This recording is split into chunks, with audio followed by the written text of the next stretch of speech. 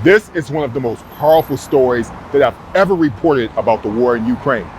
Anna Zaitseva was hunkered down in the Azovstal Steel plant with her newborn baby for more than 2 months as Russian troops took over her hometown of Mariupol. Ukrainian soldiers defended the town bravely until they were forced to surrender. Anna and other civilians inside Azovstal were forced to suffer through the most inhumane treatment in Russian captivity thereafter. Here's her story. I still remember the face of the Russian soldier who was sitting in front of me with a gun. I was so scared. This is the feeling when you are going directly to your killer.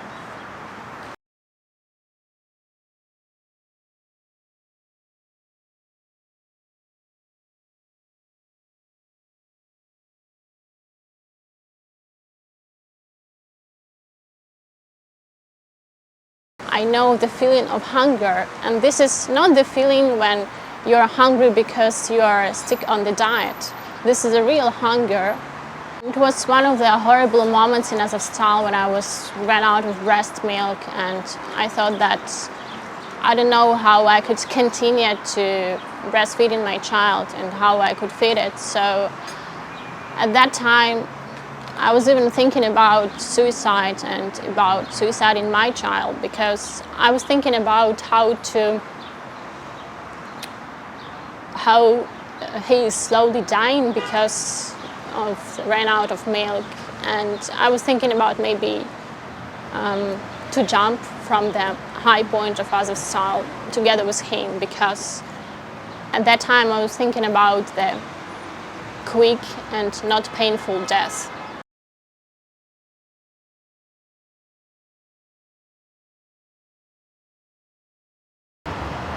Because our Ukrainian militaries, they were in Azovstal without painkillers, without proper medicine, and the majority of the operations which were provided in the improvised hospital in Azovstal were done without painkillers.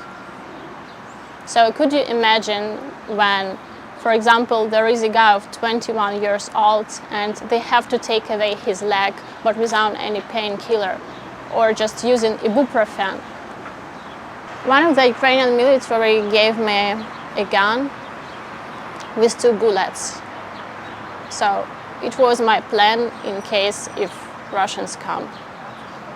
I was thinking about the worst stuff because we know that Russians are raping our women, our children even, and we have the cases of rape even with the prisoners of war.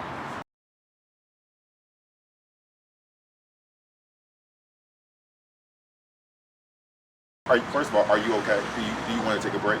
No, it's fine. It's okay. It is PTSD. I know I'm shaking. It is PTSD. I just don't want to. No, it's okay. We can do nothing with this. It is as it is.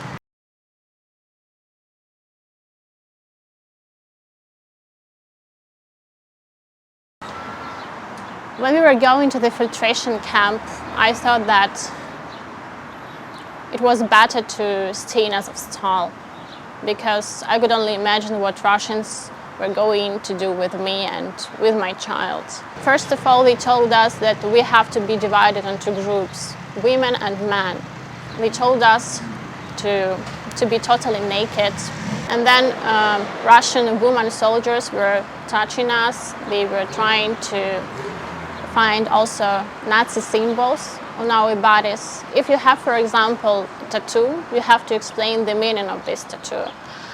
If you have a scar, you have to explain also from where you have this scar. Later, they told me to go to another building. There they took my phone and they connected my phone to their laptops, and they downloaded all the information that I had on my phone. Even the photos which I had deleted previously. And then it was the interrogation by FSB representative. So they were asking me questions about my personality, about how I met my husband, his biography.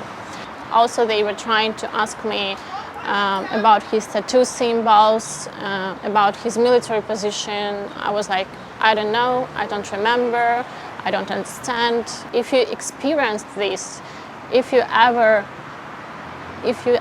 seen the death in your life so close, I think it can break something inside of you. And this is what we call PTSD syndrome. And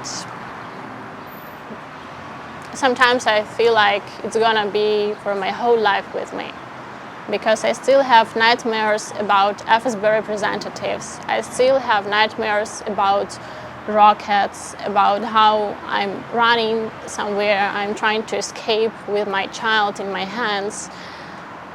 And I have such nightmares practically every day. But then there is a new day, I have to get up, I have to take a cup of coffee and again to be a mother in Berlin, just as normal one, just as I didn't experience this war.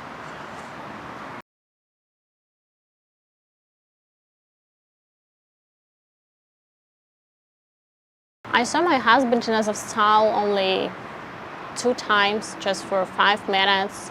The last time I saw him, I asked him,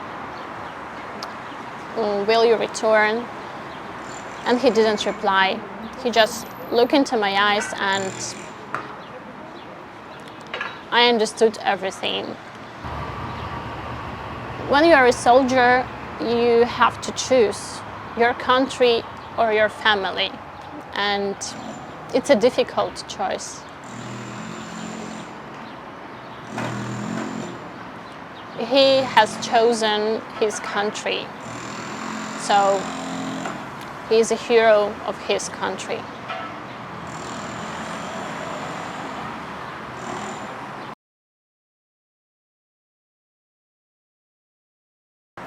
I can't say that I'm fine. Actually, when I came to Europe, to Berlin, and I was in USA, I got used to this politeness to ask people, how are you? And we all know that we have to answer, I'm fine, thank you.